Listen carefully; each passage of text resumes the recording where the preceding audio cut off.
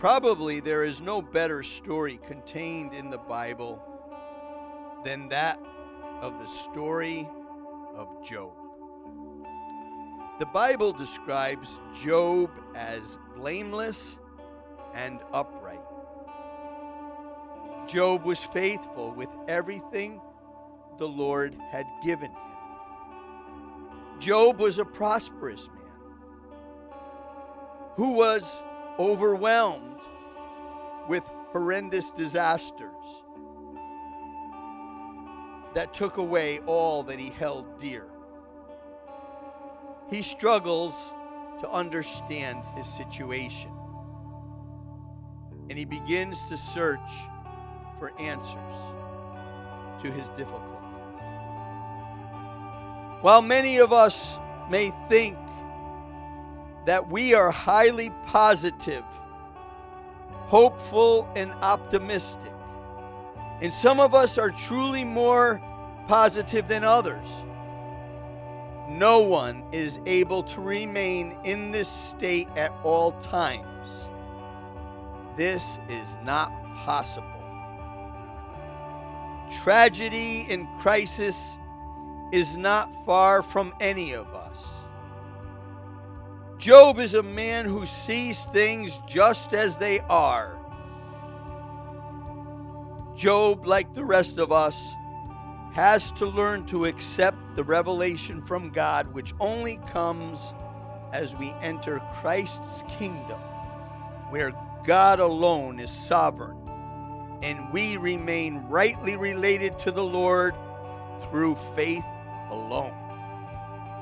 Job would soon be able to say, "My suffering is light and temporary, and is producing for me an eternal glory that is greater than anything I could imagine."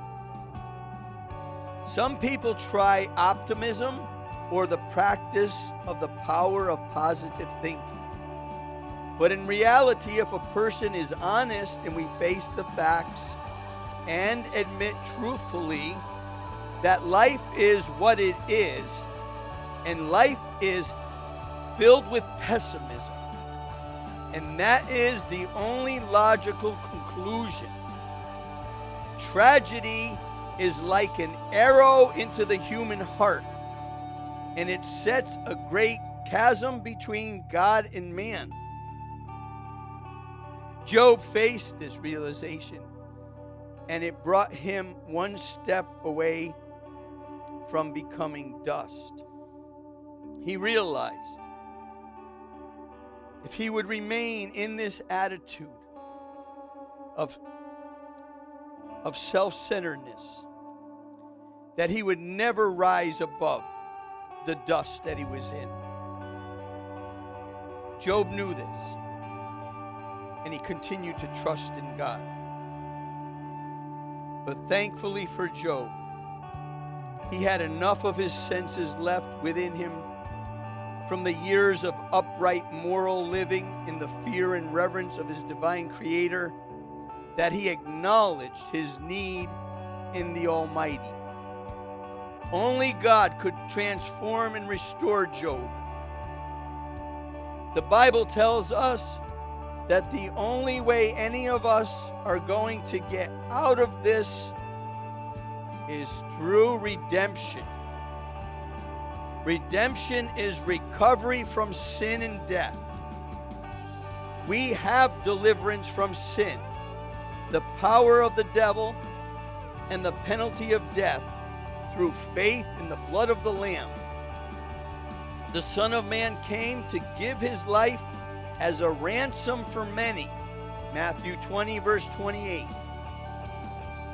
Job was unable to free himself, but he kept on trusting in his rescuer to come to his aid, saying, "I know that my Redeemer lives."